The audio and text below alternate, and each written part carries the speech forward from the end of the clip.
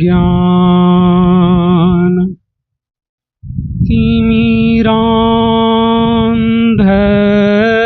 तिमिरान्धस्य ज्ञानाञ्जन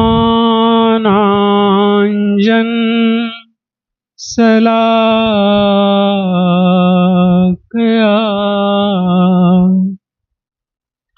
चक्षुरुन्मीलितं येन तस्मै श्री गुरुवे नमः। अज्ञानता के अंधेरे से बंद पड़ी मेरी आँखों को जिन्होंने ज्ञान की काजल तिल्ली लगाकर खोल दी है, ऐसे समर्थ गुरु के चरणों में मैं प्रथम वंदना करता हूँ। स्नेहमयी, त्यागमयी, करुणामयी, ममतामयी पूज्या माता जी, जिनके स्नेह सिंचित आंचल से यह दिव्य चेतना धर्म की वाटिका में ज्ञान के पौधे लहलहाते नजर आ रहे हैं, ऐसे माँ के चरणों में मैं कोटशः नमन करता हूँ। हमारे दिव्य चेतना के एकल आचार्य श्रद्धेय नीजू भाई साहब के चरणों में मेरा कोटशः नमन है। मेरी पंक्ति में बैठे हुए दिव्य चेतना के नवस्तम शिक्षक वृंद, पूज्या दीदी, आप सबों को भी मेरा सत सत नमन।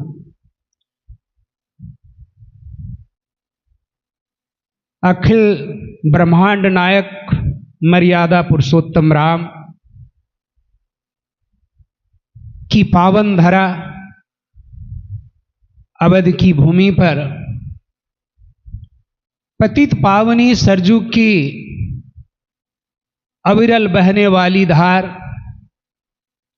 जो हम सब के अंतर्मन की पापों को नाश करती है, ऐसे धरा पर उपस्थित तमाम श्रद्धालु जन, भक्तजन, माताओं, बहनों एवं राष्ट्रीय चेतना उद्गार के हमारे बच्चों, मैं आप सबों को अपनी ओर से, दिव्य चेतना परिवार की ओर से हार्दिक स्वागत करता हूं, वंदन करता हूं, अभिनंदन करता हूं। अब मैं आप सबों को उस ओर लेकर चलना चाहता हूं जिस चीज को, जिस ज्ञान को जानने के बाद संसार में प्राणी के अंदर कोई संशय नहीं रह जाता है, कोई भेद नहीं रह जाता है, कोई भ्रम नहीं रह जाता है। कुछ भक्त जिज्ञासुओं ने गुरु महाराज साहब से पूछा कि प्रभु, अयोध्या की भूमि इतनी पावन क्यों है कि जहां सैकड़ों नहीं, हजारों नहीं, लाखों लोग आकर नमन करते हैं। देखिए जिज्ञासु का प्रश्न कितना सुंदर है। हमारे गुरु महाराज साहब ने उस जिज्ञासु को पहले शाबाशी दिया, शाबाश बेटे, शाबाश बेटे, इसलिए कि तुम्हारे अंदर एक जिज्ञासा है, एक प्रश्न है कम से कम। वैसे तो सत्संग में लोग आते हैं प्रेम से मूड़ी झुकाकर और फिर चले जाते हैं, कहीं कोई प्रश्न ही नहीं उठता है, कोई जिज्ञासा ही नहीं उठती, लेकिन कम से कम तुम्हारे अंदर एक प्रश्न उठा है कि आखिर अयोध्या की भूमि इतनी पावन क्यों है। गुरु महाराज साहब ने उस जिज्ञासु के प्रश्न का उत्तर देते हुए कहा कि बेटा, कोई भूमि केवल करोड़ों रुपए के मंदिर बना देने से पवित्र नहीं होता है, बेशकीमती पत्थर लगा देने से पवित्र नहीं होता है, बल्कि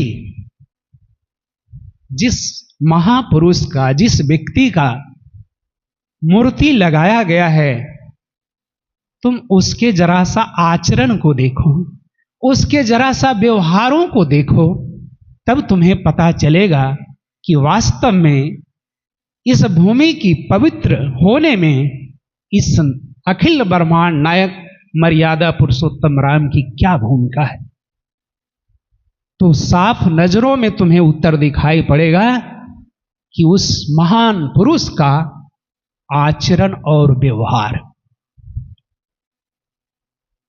कितना सटीक हमारे गुरु महाराज साहब ने उत्तर दिया। अब जब तक के उस भूमि पर तप बल से साधना नहीं होगी, गुरु की बताई हुई विधि से, तब तक वह भूमि पवित्र नहीं हो सकता है और फिर उस भूमि पर जाकर लोग नमन नहीं कर सकते। लेकिन समर्थ गुरु के अभाव में, समर्थ गुरु के सत्संग के अभाव में, कितना भी पढ़ा लिखा प्राणी हो, चाहे वह पीएचडी हो, चाहे डिलीट हो, चाहे कितनी ऊंची डिग्रियां लेकर बैठा हो, उसके अंदर में यह विषय नहीं प्रवेश कर पाता है। और यह विषय प्रवेश इसलिए नहीं कर पाता है कि वह जो ज्ञान लिया है पुस्तक का, तो उस पुस्तकीय ज्ञान से यह विद्या अंदर जाने में उसे रोक देती है। उसे यह आभास होता है कि मैंने जो पढ़ा है वह श्रेष्ठ है।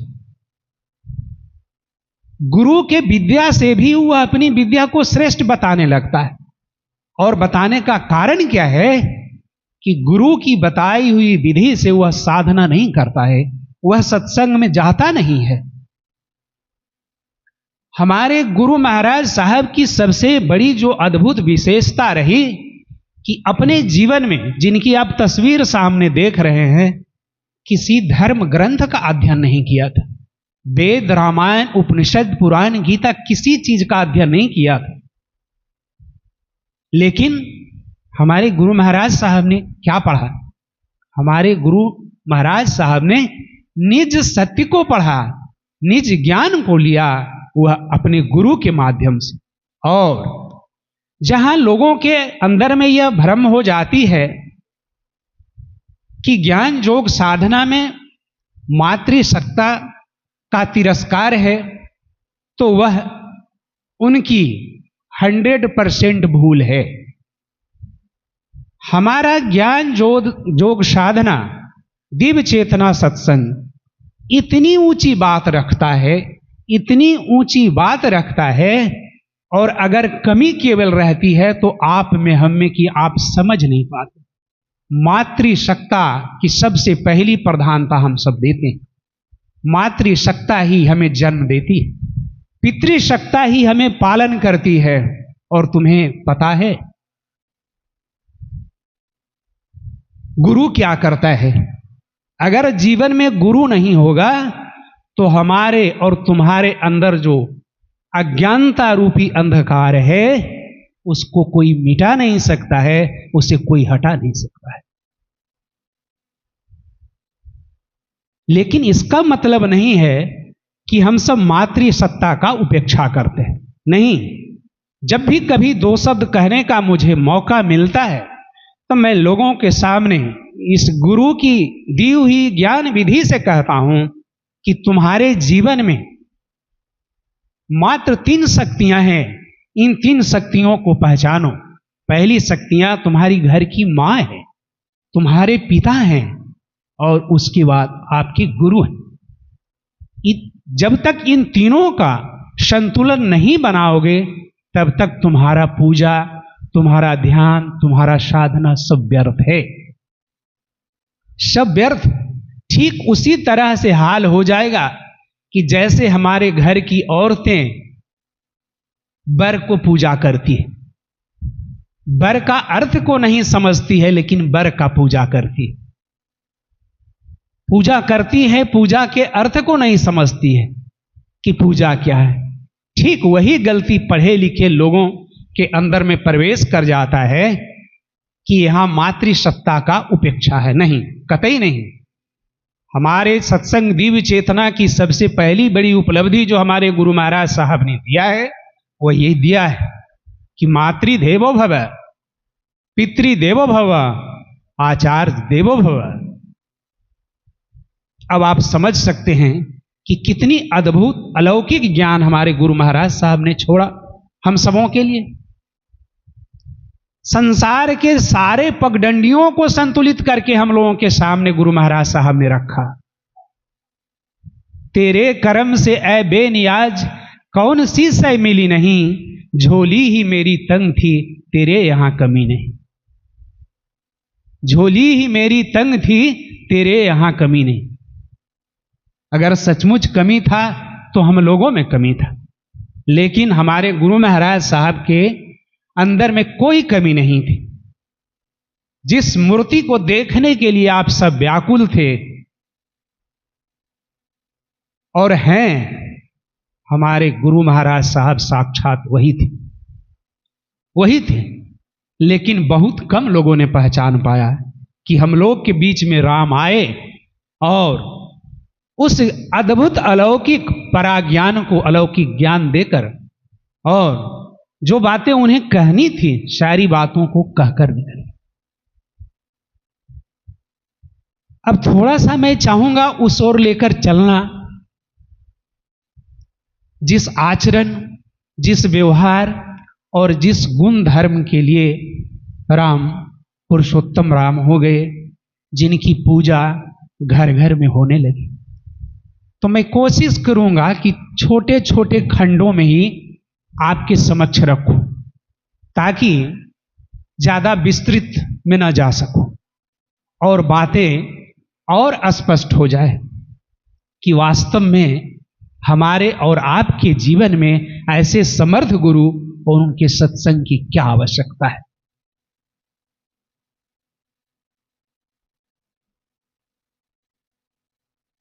राम का जन्म हुए पालने में लिटाए गए, राम चुप हो गए।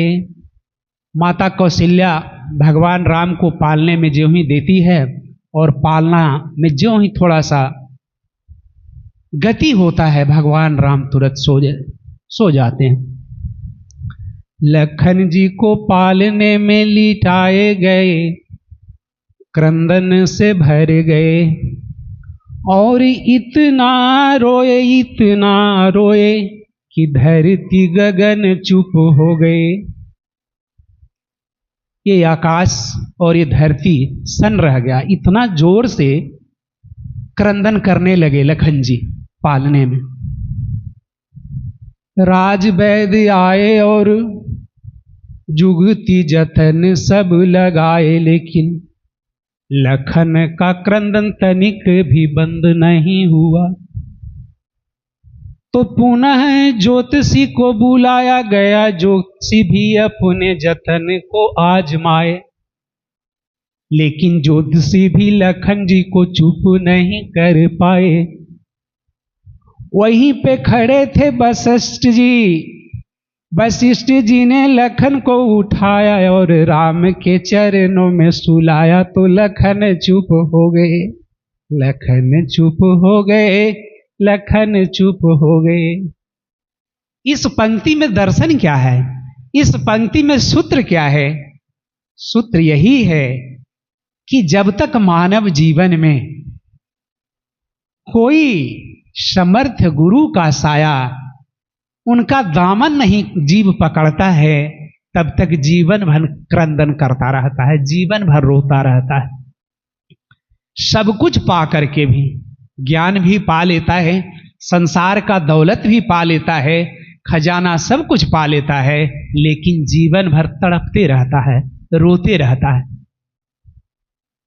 कितना अद्भुत पंक्ति गोस्वामी जी का है कि ज्यों ही वशिष्ठ जी ने लखन जी को उठाया, देखा कि वैद्य भी हार चुके हैं, ज्योतिषी भी अपना जतन जुगाड़ लगा चुके हैं, लेकिन इनका क्रंदन नहीं बंद हुआ।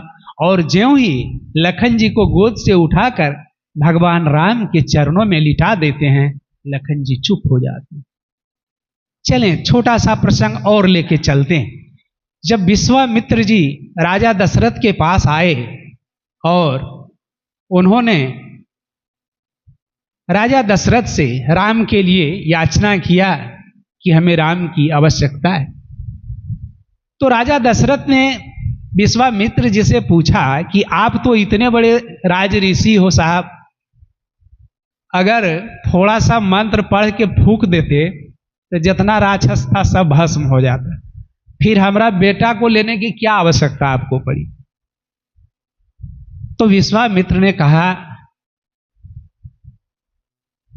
मैं ऋषि हूं और ऋषि को क्रोध वर्जित हूं, इसलिए मैं तुम्हारे पुत्र को लेने के लिए आया हूं और तुम्हारा बेटा मर्यादा पुरुषोत्तम है, इससे मैं जो भी कार्य चाहूंगा सारा कार्य संपन्न हो जाएगा। देखिए कितनी अच्छी बात विश्वामित्र जी ने राजा दशरथ से कहा। इसलिए मैं राम को लेने के लिए, पुरुषोत्तम मतलब होता है पुरुषों में उत्तम, और इसी से वह कार्य संपन्न होगा जिस कार्य को मैं करना चाहता हूं। यहां पर देखें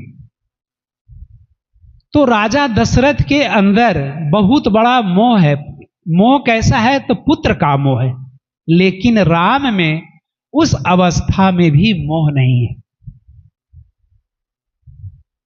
थोड़ा सा पीछे लौट के चलें, हमारा दिव्य चेतना क्या कहता है। हमारे गुरु महाराज साहब ने बताया कि काम क्रोध लोभ मोह मद को छोड़ना नहीं है, सत्य के तरफ मोड़ना है। सत्य के तरफ मोड़ना है। तो सत्य के तरफ मोड़ने के कैसे? केवल कथा कहानी सुनने से सत्य के तरफ मुड़ जाएंगे हम? सत्य के तरफ मोड़ने के लिए तो हमें गुरु की जरूरत है और गुरु के सत्संग की आवश्यकता है। तो जब रावण वध के बाद देवता लोग पुष्प वर्षा करने लगे तो भगवान राम देखते क्या हैं कि हमारे पिताजी भी पुत्र मोह में पहुंचे हुए हैं, कांप रहे हैं, रुदन कर रहे हैं और देवताओं के तरह यह भी फूल फेंक रहे हैं। तो गोस्वामी जी कहते हैं कि किसी को पिता ऐसा दे न दे, लेकिन बेटा ऐसा जरूर दे राम जैसा। जब राम ने अपने पिता की ओर देखा तो बड़ा क्रोध की दृष्टि से देखा। चितई पीतई दी नहीं दीड़ धरे मां। क्रोध की दृष्टि से पिता की ओर क्यों देखा? इसलिए देखा कि अब तो ये देवता लोक में रहने वाले हैं और फिर भी हमसे मोह बना रहे हैं। यह तो संसार का नियम है, आना और जाना। और भगवान राम ने कहा कि अब आप मुक्त होकर देवलोक में रहें। जो बंधा रहे वह मानव, जो मुक्त हुआ वह देवता। तो आप अब हमारी ओर क्यों निगाहें कर रहे हैं? और यदि आप हमसे मोह लगाए इसीलिए आप दुखी हैं, रो रहे हैं, क्रंदन कर रहे हैं। राम के अंदर में कितनी उच्च भावना है कि अभी तक हमारे पिताजी की मुक्ति नहीं हुई है। और जब इन्होंने कड़ी दृष्टि से इस पंक्ति को गोस्वामी जी ने लिखा कि चितई पितई दी नहीं दीड़ धर्मा, कठोर दृष्टि से देखा, तब जाकर के उनका मोह हटा है। अगले खंड में हम चलें तो देखते हैं सबसे आगे का जो ये है, अब वनगमन की तैयारी की ओर थोड़ा सा देखें तो गोस्वामी जी लिख रहे हैं, तापस बेस बीसेस उदासी 14 बरस राम बनवासी। माथे पर जटाजूट है, बलकल वस्त्र है और वनगमन की तैयारी चल रही है। यदि कभी जीवन में आप सबों को किसी को फुर्सत मिले तो कुछ पढ़े या ना पढ़ें, लेकिन एक बार वाल्मीकि रामायण का मां कौशल्या ने जो राम के लिए स्वस्ति वाचन की है जरूर पढ़ेंगे। एक मां के हृदय का कितना ऊंचा भाव रखा है, सबसे ऊंचा भाव उसमें दर्शाया गया है। वनगमन के समय मां कौशल्या जो स्वस्ति वाचन कर रहे हैं। गोस्वामी जी लिखते हैं, बंदों कौशल्यादिशि प्राची कीरति जासु सकल जग माची। मैं कौशल्या जैसी सूर्य रूपी शक्ति को धारण करने वाली कौशल्या मां को प्रणाम करती, जिसने सूर्य जैसे राम जैसे सरीखे पुत्र को उत्पन्न की। और जब वनगमन की ओर निकल रहे हैं उस समय मां कौशल्या क्या कहती है, भगवान राम से क्या कहती है, बेटे जंगल में प्रकृति सरीसृप से सांपों से तुम्हारी रक्षा करे, इंद्र तुम्हारी रक्षा करे, मरुत तुम्हारी रक्षा करे, वरुण तुम्हारी रक्षा करे बेटा। और जो जो तुम्हारी जंगल में रक्षा करेंगे मैं उनके लिए प्रतिदिन एक एक दिए जलाऊंगी।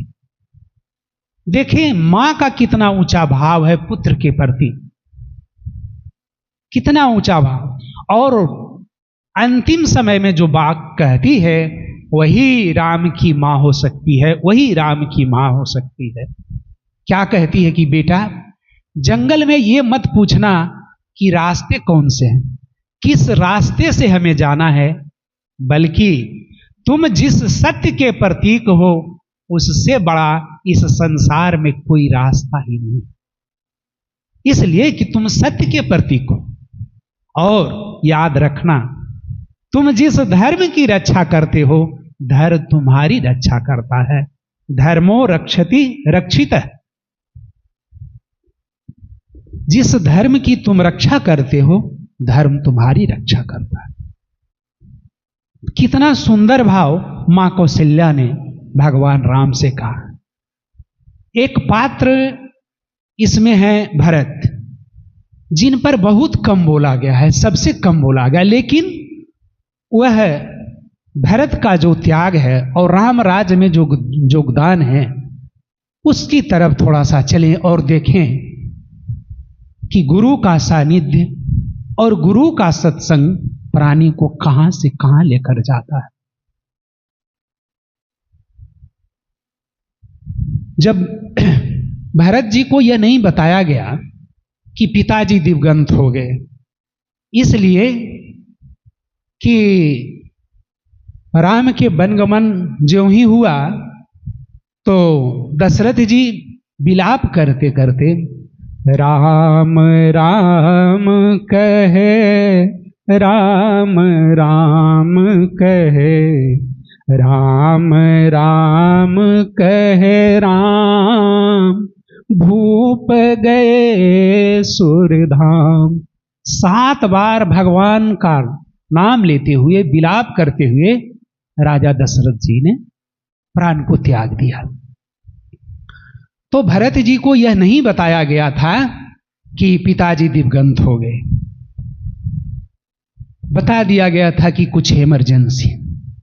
और इन्होंने जब आया तो अयोध्या के बाहर नंदी ग्राम में इनके पूर्वजों की मूर्ति लगी हुई थी। तो पूर्वजों की मूर्ति लगी हुई थी तो उन पूर्वजों के पास पुरोहित के साथ भरत जी उन पूर्वजों का पूजन करने लगे।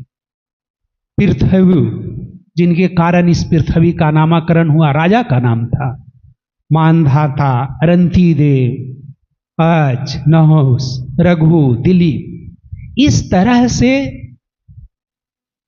देखते देखते जब भरत जी का नजर राजा दशरथ के मूर्ति पर पड़ता है तब भरत अवाक रह जाते हैं और इनके हाथ से वह पूजा की जो थाली थी वह गिर जाता है और पुरोहित से पूछते हैं कि यह क्या हुआ। तो पुरोहित ने कहा कि पिताजी अब नहीं रहे। तो भरत ने पूछा कि ऐसा क्या हुआ था। तो राम को वनवास मिल गया, आपकी माता कैकेयी ने वनवास मांग लिया। इतना सुनते ही भरत की दोनों आंखों से अश्रु प्रवाहित होने लगता है और दौड़ते हुए अयोध्या की ओर चल देते। भाई का वनवास शब्द सुनकर हृदय द्रवित हो जाता है भरत जी का।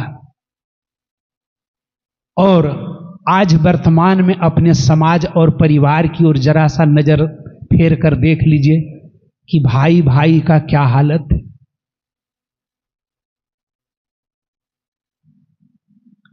और वहां से सारे अयोध्या वासियों को लेकर, गुरु वशिष्ठ को लेकर, सारे लोगों को, सारी प्रजा को लेकर राम को मनाने के लिए निकलते हैं। राम को मनाने के लिए निकलते हैं। और चलते कैसे हैं भरत जी? तो पैर में कोई जूते नहीं, खाली पैर चलते। और जब इनकी इस चाल को यह भूमि देखती है तो यह भूमि भी संकोच में पड़ जाती। आप सोच सकते हैं कि भरत का हृदय कितना पवित्र था और एक भाई के प्रति कितना स्नेह था कि सारे लोगों को लेकर, राजा जनक को लेकर, सास को लेकर, सभी को लेकर के मनाने के लिए चल दिए। और जब चलते हैं वहां से तो सबसे पहले कहां पहुंचते हैं? तो चित्रकूट। और चित्रकूट जब पहुंचते हैं तो आगे बढ़ने पर वहां से आपको भारद्वाज ऋषि का आश्रम मिलता है। और वहां पर जब जाते हैं तो ऋषि देखते हैं कि भरत जी बड़े संकोच में हैं। इतने संकोच में देखकर पूछते हैं, राजन आप इतने संकोच में क्यों? भरत जी क्या कहते हैं? ऋषिवर मैं डरा हुआ हूं, मेरी मां ने इतनी बदतमीजी कर दी है कि मेरे भैया के लिए वनवास मांग लिए। भैया मुझे माफ तो कर देंगे ना? देखिए भरत की हालत क्या है। कह रहे हैं कि मैं डरा हुआ हूं, मेरी मां ने बदतमीजी कर दी, भैया के लिए वनवास मांग। तो ऋषि ने क्या कहा? ऋषि ने कहा, भरत जी मैं ये तो नहीं कह सकता कि भगवान राम आपको कितना प्रेम करते हैं, लेकिन मैं जो घटना देखा उस घटना को मैं बताता हूं। सुबह जब यहां से वन गमन के लिए प्रस्थान करने लगे और पुरोहित से मंत्र संकल्प करने लगे, और मंत्र संकल्प करते समय अंजुलि में जल लिए और ज्यों ही मंत्र बोले, जम्बूदीपे भरत खंडे, ज्यों ही आपका नाम आया भरत खंडे, त्यों ही उनके हाथों से जल गिर गया और भगवान राम भूमि पर गिरकर रोने लगे और हाय भरत कहने लगे। और इस वाक्य को जब भरत सुनते हैं तो बड़ा हृदय विदारक दृश्य उनका हो जाता है। इतना करुणा से भर जाते हैं और यही सोचते हैं कि कितना बड़ा तकलीफ मेरी मां ने मेरे भैया के लिए मांग लिया। और जब भी राम को कभी कोई उदाहरण देना हुआ और जब हनुमान जी से मिले और हनुमान जी को गले लगाए तो राम ने क्या कहा? तुम मोहि प्रिय भरत ही सम भाई। अगर संसार में कोई मुझे प्रिय है तो वह है भरत, और तुमको मैं उतना ही प्यार करता हूं जितना मैं अपने भाई भरत को प्यार देना हुआ है। जब भी कोई प्यारा सा उदाहरण हमने तो दिया है केवल तुम्हारा उदाहरण, हमने तो दिया है केवल तुम्हारा उदाहरण। भगवान राम ने जो लोकतंत्र की परिभाषा दिया, लोकतंत्र की जो मर्यादा दिया, इस संसार में आज तक किसी दार्शनिक ने, किसी राजनीति शास्त्र ने, किसी ग्रंथकार ने नहीं दे सका। लोकतंत्र की मर्यादा, और भरत को लोकतंत्र का मंत्र देते हैं। चित्रकूट में जब सभी लोग वहां पहुंच जाते हैं, पूरी सभा पहुंच जाती है, तो उसके पहले रास्ते में जब वन प्रवेश कर रहे हैं, तो वन देवी हाथ जोड़कर भगवान राम से कहती है कि आप साक्षात ब्रह्मांड के नायक हैं प्रभु, मुझे दर्शन हुआ है, मैं सौभाग्यशालिनी हूं, मेरे लिए कोई सेवा बताइए कि मैं क्या करूं। देखिए भगवान राम ने क्या कहा। भगवान राम ने कहा, वन देवी और सब तो मैं निवाह कर लूंगा, कंदमूल फल खा लूंगा, पर्ण कुटीर बनाकर रह लूंगा, लेकिन एक काम कर देना, अगर चाहती हो तुम मेरा सेवा करना तो एक काम कर देना। तो क्या कर देना?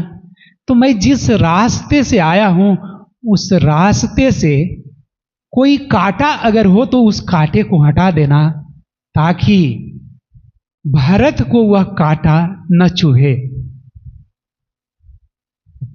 भरत को वह कांटा न चुभे। तो वन देवी ने हाथ जोड़कर कहा कि प्रभु मेरी एक जिज्ञासा है कि अखिल ब्रह्मांड नायक राम का भाई और चक्रवर्ती राजा दशरथ का पुत्र क्या इतना कोमल है, इतना कमजोर है कि उसके पैर में कांटे चुभ जाने से वह घायल हो जाएगा? देखें भगवान राम ने क्या कहा। यह एक पंक्ति ही आपकी आंखों भिगोने के लिए काफी है। भगवान राम ने कहा कि नहीं वन देवी, कोई सी बात नहीं है। हमारे भरत के छाती से तो इंद्र का वज्र टूट जाता है, इतना वह शक्तिशाली है, लेकिन यदि कहीं भी गलती से भरत के पैरों में एक कांटा चुभ गया तो भरत का दिल यह कहकर टूट जाएगा कि हमारे कारण हमारे भैया को इन कांटों को झेलना पड़ा है, मेरे कारण, इसलिए कि मेरी मां ने मेरे चलते ही वनवास दी है। दिल टूट जाएगा। अब आप सोच सकते हैं कि कैसा प्रेम भाई के प्रति था। आज हम सब के अंदर कौन सा प्रेम है? इतना ईर्ष्या द्वेष क्यों है? ईर्ष्या की अग्नि में क्यों जल रहे हो? तो उसका एकमात्र कारण है कि ऐसे समर्थ गुरु के संदेशों को आपने सही ढंग से समझा नहीं, सही ढंग से सुना नहीं और उसको करते नहीं हो, तब तो तुम संदेह के घेरे में पड़े हुए।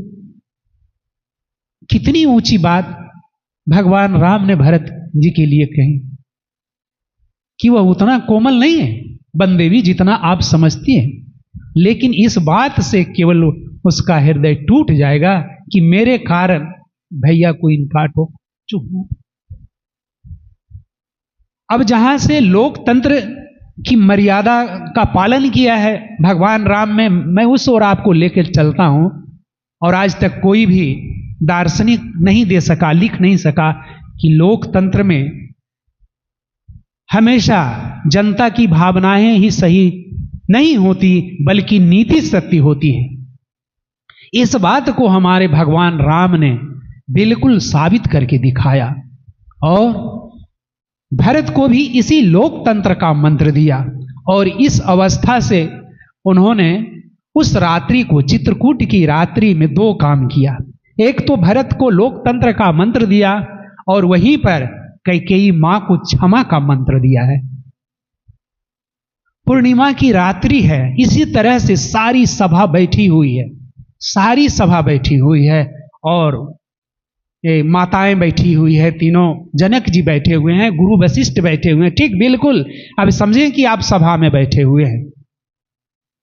तदंतर बैठी सभा उठज के आगे, नीले बितान के तले भोग बहु जागे। टकटकी लगाए नयन सुरों के तेरे, परिणाम उत्सुक भया तुरों के थे वे।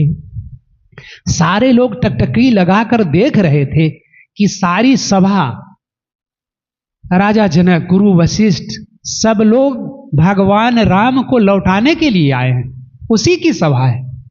क्या होता है आज का जो परिणाम है वह क्या होता है, उस परिणाम को सुनने के लिए सब चाह रहे हैं, उसी का वर्णन यहां पर है। तदंतर बैठी सभा उठज के आगे, नीले बितान के तले दीप बहु जागे। टकटकी लगाए नयन सुरों के थे वे, परिणाम उत्सुक भया तुरों के थे वे। वह चांद लोक थी कहाँ चांदनी बैसी, प्रभु बोले गिरा गूढ़ गंभीर निधि जैसी। जब सारी सभा रात्रि को विश्राम की अवस्था में थी, सब लोग भोजन करके बैठ चुके थे, उस समय का दृश्य है। हे भरत भद्र अब कहो अभिप्सित अपना, सब सजग हो गए भंग हुआ ज्यों सपना। भगवान राम भरत से पूछ रहे हैं कि बेटे अब बताओ क्या इच्छा लेकर तुम यहां आए हो, तुम्हारी क्या इच्छा है, तुम क्या कहना चाहते हो।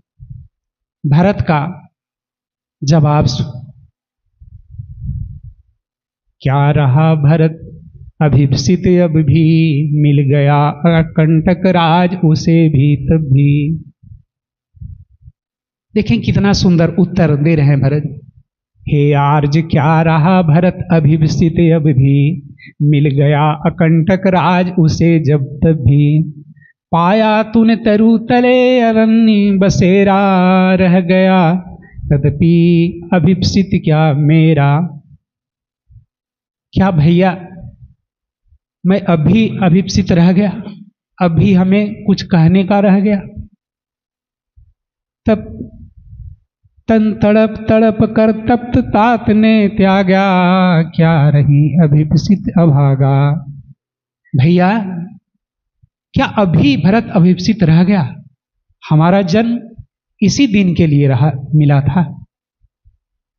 आप जंगल चले आए, पिताजी स्वर्गवास चले गए, हमारी भाभी जो सोने के गहनों में राजमहलों में रहती, अपने शरीर के ऊपर बलकल वस्त्र धारण किए हुए, जिनके सिर पर अयोध्या का राज मुकुट होता और उसके सिर पर यह जटाजूट रखा हुआ है। भैया क्या अभी यह अभागा अभिप्सित ही रह गया। ऐसा वाक्य जब भगवान राम ने सुना, आप देखें कि इस संसार में भरत एक अकेला पात्र है जो दोषी नहीं है, जो दोषी नहीं है फिर भी अपने को दोषी मान रहा है। कौन सा ऐसा व्यक्ति हो जंगा। अरे वचन तो कैकेयी ने ली है दशरथ से, राम वनवास का जो कारण है वह तो कैकेयी है, भरत तो बिल्कुल निर्दोष है। लेकिन उसके बावजूद भी भरत अपने को भगवान राम के सामने कह रहे हैं कि सारा जड़ तो मैं ही दोषी हूं भैया, मेरे कारण ही आपको ये वनवास हुआ, मेरी भाभी की यह जो अवस्था हुई वो मेरे कारण हुआ, सारा कारण तो मैं था। मैं अगर नहीं होता तो हमारी मां मेरे लिए राज नहीं मांगती। अब देखें कि भगवान राम ने कितना सुंदर दृश्य उपस्थित किया है। जब भरत जी से ऐसी सारी बातों को उन्होंने सुना तो सबसे पहले दौड़कर वह जाकर माता कैकेयी का चरण स्पर्श करते हैं भगवान। ऐसा बात नहीं थी कि लोक मर्यादा नहीं जानती थी कि पहला चरण कौशल्या को छूना है, लेकिन यदि कोई VIP आदमी हो और किसी अकिंचन के पास चला जाए तो सब लोगों का मान्यता बदल जाता है। इसलिए कि कैकेयी के प्रति तो सब लोग खिसियाए हुए थे, सब लोगों के अंदर में तकलीफ था कि यही जो है सो सारा जड़ है और सब लोग हे की दृष्टि से कैकेयी को देख रहे थे। लेकिन देखिए भगवान राम ने क्या किया कि सबसे पहले प्रथम राम भेटे ही कैकेयी। पहला जो चरण स्पर्श करते हैं भगवान, वो किसका करते हैं? कैकेयी का करते हैं। और कैकेयी का जब चरण स्पर्श करते हैं तो उस जनसभा की सारी मान्यताएं बदल जाती है और सभी लोग आश्चर्यचकित होते हैं कि जिसने इतना बड़ा तांडव किया, इतना बड़ा तांडव किया और उसका चरण स्पर्श, और जो ही स्पर्श भगवान राम करते हैं कैकेयी के। अब देखिए कैकेयी क्या कह रहे हैं। सुनते आए थे सभी नरदेही। गौर कीजिएगा पंक्ति पर, बड़ा सुंदर पंक्ति है। सुनते आते थे सभी नरदेही, माता न कुमाता पुत्र कपूत भले ही। संसार के सारे लोग आज तक यही जानते थे कि माता कुमाता नहीं होता है, पुत्र कपूत भला होता है। कैकेयी अब अपने आप को भी दोषी समझ रही है। सुनते आते थे सभी नरदेही, माता न कुमाता पुत्र कपूत भले ही। पर हाय आय सुने विरुद्ध विधाता, रहा पुत्र ही पूत बनी माता ही कुमाता। रहा पुत्र ही पुत्र बनी माता ही कुमाता। जुग जुग तक चलते रहे कठोर कहानी। कैकेयी कह रही है, जुग जुग तक चलते रहे कठोर कहानी। थी रघुकुल में भी ये अभागिन रानी। थी रघुकुल में भी एक अभागिन रानी। थूके मुझ पर तर लोक भले ही थूके। क्या कह रही है कि तीनों लोक को जो थूकना है मुझ पर थूके। तर लोक भले ही थूके, जो कहना हो सके भला क्यों चूके। पर छीने न भरत का मातृपद मुझसे। पर छीने न भरत का मातृपद मुझसे। रे राम दुहाई करूं और क्या तुमसे। एक स्त्री की मनोदशा देखिए, वैज्ञानिक मनोदशाएं यहां उपस्थित हो रही है कि एक मां का पुत्र के प्रति क्या भाव होता है। अब कैकेयी कह रही है कि संसार हम पर थूकना हो थूक ले, जिसको जो कुछ कहना हो कह ले, लेकिन छीने न भरत का मातृपद मुझसे। रे राम दुहाई करूं और क्या तुमसे। मुझे रानी नहीं बनने दे, मुझे जंगल में रखना है, जंगल में रख ले, सब कुछ कर ले बेटा, लेकिन मैं तुमसे केवल इतना ही मांगती हूं कि भरत ऐसा नहीं हो कि अयोध्या लौटने के बाद मुझे मां का दर्जा नहीं दे। इसलिए कि मैं इस पुत्र मोह में पड़कर ही ऐसा काम किया हूं। इस पुत्र मोह के चलते ही मैंने ऐसा काम किया। भगवान राम ने क्या कहा? भगवान राम ने क्या कहा? हे अम्ब तुम्हारा राम जानता है सब। हे अम्ब तुम्हारा राम जानता है सब।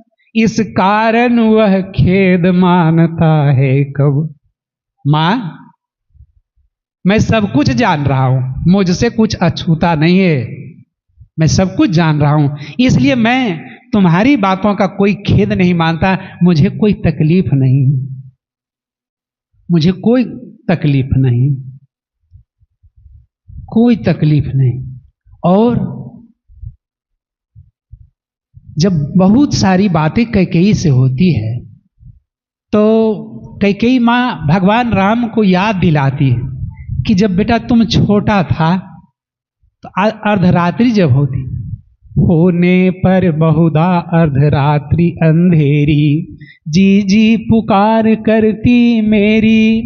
लो कुहकुनी तेरा कोयल राम यह जागा, निज मंझली माँ का स्वप्न देख उठ भागा। कैकेयी भगवान राम को याद दिला रही कि बेटा याद है जब तुम छोटा थे, जब रात्रि के 12 बजता था, तब तुम्हारी माँ हमारे दरवाजे को खटखटा कर कहती थी कि लो ओ अरे कोयल, ओ कुहकुनी तेरा राम यह जागा, निज मजली माँ का स्वप्न देखो भागा। 12 बजे रात में ही कौशल्या माँ के गोदी से उठकर कैकेयी के गोदी में जाने के लिए तड़प। इन सारी बातों को याद दिला कि उस समय हमारा कैसा भाव था राम, और हमारा भाव कैसे बदल गया। लेकिन किस तरह से भगवान राम ने कैकेयी को सांत्वना दिया, कितना सुंदर दृश्य उपस्थित किया। हे अम्ब तुम्हारा राम जानता है सब, इस कारण वह खेद मानता है। हमें कुछ भी खेद नहीं है ना, कुछ भी खेद नहीं। जोरों से प्रभु के साथ सवा चिल्लाई, जुग जुग तक रहे धन्य एक लाल की माई। जुग जुग तक धन्य रहे एक लाल की माई, जिसने जना भरत सा माई, जिसने जना भरत सा भाई। इस तरह से भगवान राम ने लोकतंत्र का मंत्र देकर के भरत को विदा किया, और भरत जब वहां से विदा हुए तो क्या लेकर चले, तो भगवान राम के पैरों का दोनों पादुका को लेकर चले और उस सिंहासन पर उसे स्थापित कर दिया, और यह संकल्प लिया कि जब तक भैया 14 वर्ष तक वनवास में रहेंगे, मैं इस राज सिंहासन पर नहीं बैठूंगा, मैं इस राज सिंहासन पर नहीं बैठूंगा। और बगल में ही उन्होंने अपना सचिवालय बनाया और वहीं अपना सारा काज, और तो और बिछावन पर भी सोना पसंद नहीं किया, भूमि पर ही शयन पसंद किया। ये तो आपने देखा चरित्र राम और भरत का। तो गुरु महाराज साहब ने कहा, बेटा इस ऐसे गुण और धर्म व्यवहार के चलते वह भूमि पवित्र होता है, तब जाके सैकड़ों हजारों नहीं लाखों लोग आकर के वहां सिर झुकाते। अब आप सोचें कि गुरु महाराज साहब ने कितनी अद्भुत अलौकिक ज्ञान और किस तरह से स्पष्ट, अगर सीधे सीधे इस बात को कह देते कि तपबल हो के चलते ऐसा होता, वह कैसा तपबल, तो समर्थ गुरु के ज्ञान से दिया हुआ साधना के बल पर जब वह साधना परिपक्व होता है, तब जाके व्यक्ति के अंदर वह उतर पाता है। और हम सत्संग साधना यदि नहीं करते हैं तो हम यूं ही रह जाते हैं, और हमें केवल चारों तरफ गलतियां ही गलतियां नजर आई, चाहे स्त्री हो अथवा पुरुष। आप उससे सीखें, आप सीखते नहीं हैं और बाह्य पूजा में फंसकर अपना जीवन बर्बाद कर देते। एक छोटा सा पात्र के बारे में बताकर मैं अपनी वाणी को विराम में लेकर चलूंगा। भरत की पत्नी का नाम है मांडवी। रात्रि का 12 बज रहा है, रात्रि का 12 बज रहा है और मांडवी छत पर घूम रही है, छत के ऊपर। मां कौशल्या जो छत का थोड़ा सा आवाज धप सा मिला तो मां कौशल्या का नींद उचट गया और वह आंगन में आई और देखने लगी कि लगता है कहीं कोई व्यक्ति है। तो जब गौर करके देखा तो देखती है कि मांडवी छत पर घूम रही। तो कौशल्या मां ने कहा कि बेटी,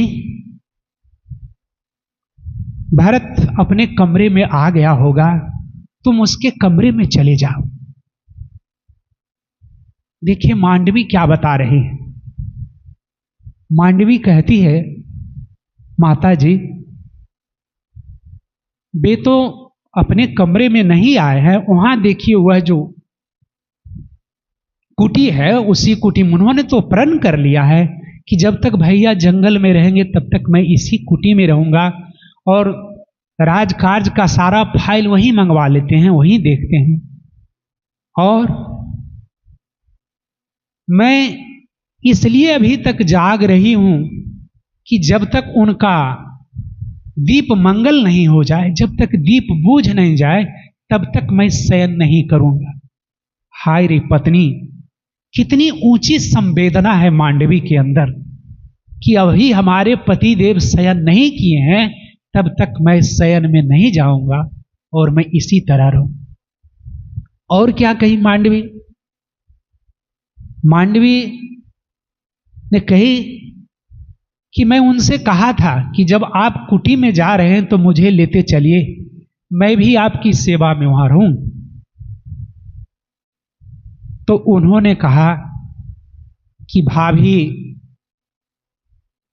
भगवान राम भैया के सेवा में लगे हुए हैं और यहां घर की जिम्मेवारी मुझे दिए हैं। कितना अच्छा होगा कि मैं जब तक वहां रहूं, तुम इन माताओं को देखो, इन माताओं का सेवा करो। इसी बात को लेकर मुझे वहां नहीं ले गए।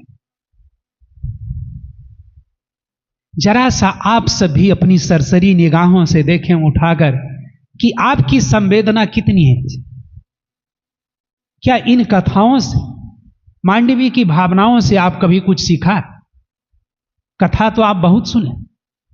इसीलिए मैं बराबर कहता हूं कि हमारे परिवार और समाज में प्रतिदिन कहीं ना कहीं यज्ञ, कथा, अखंड सारे क्रियाकलाप अविरल गति से रोज होते रहते हैं, रोज चलते रहता है और हमारे समाज का पैसा पानी का तरह बहाया जाता है। लेकिन जब आप ठहरते हैं, जब आप रुकते हो और रुक करके स्वयं से प्रश्न पूछते हो कि क्या इस कथा, इस यज्ञ, इस नवाह का एक भी गुणधर्म हमारे अंदर आया, हमारे व्यवहारों और विचारों को परिवर्तन किया, तो आपकी अंतरात्मा से आवाज आएगी कि नहीं, नहीं आया। क्यों नहीं आया? इसलिए कि वह सभा समर्थ गुरु का नहीं था, वहां समर्थ गुरु का सत्संग नहीं था। और जब तक प्राणी, स्त्री हो अथवा पुरुष, समर्थ गुरु के सत्संग में नहीं बैठता है, समर्थ गुरु से साधना नहीं लेता है और नियमित बेईमानी पूर्वक नहीं, ईमानदारी पूर्वक नहीं करता है, तब तक उसके अंदर यह विचार आ ही नहीं सकता। केवल केस में बर का पत्ता खोस लेने से तुम्हारी बर की पूजा नहीं होती है। बर की पूजा तब होगी जब तुम अपने पति का आदर करना सीख जाओ, अपने से बड़ों का आदर करना सीख जाओगी, पति के संवेदनाओं का कद्र करना सीख जाएगी, उस दिन तुम्हारा बर पूजा होगा। इस पत्ता को खोसने से बर पूजा नहीं होगा। यह ज्ञान कौन देता है? समर्थ गुरु देता है। समर्थ गुरु के अलावे कहीं तुमको नहीं दे सकता, कुछ भी नहीं दे सकता। और कहीं भी यदि संदेह है तो संदेह रहने का कारण है कि आपकी साधना नहीं चल रही, आप समर्थ गुरु से मिलकर भी विमुख चल रहे हो। वरना हमारे गुरु महाराज साहब ने जो ज्ञान दिया है वह बिल्कुल अद्भुत, अलौकिक, और जिसमें राम की चर्चा कर रहा था, भरत की चर्चा कर रहा था, सारे गुण हमारे गुरु महाराज साहब के अंदर था। और मैंने इस गुण को गुरु महाराज साहब के साथ बैठकर बारीकी से अध्ययन किया, देखा। पूज्य भाई साहब की जब मृत्यु हो गई थी गुरु महाराज साहब के, तो बिल्कुल लक्ष्मण की तरह बनकर हमारे गुरु महाराज साहब ने जो सेवा किया था वह हम सबों के लिए अनुकरणीय है। आज तो बात बात पर भाई से झगड़ा हो रहा है, पेपर में देखते हैं मर्डर हो रहा है। कितना जमीन के लिए? तो एक बित्ता के लिए, एक बित्ता के लिए मर्डर हो रहा है। और वही जग का अगुआ बना हुआ है जो मर्डर करने वाला है।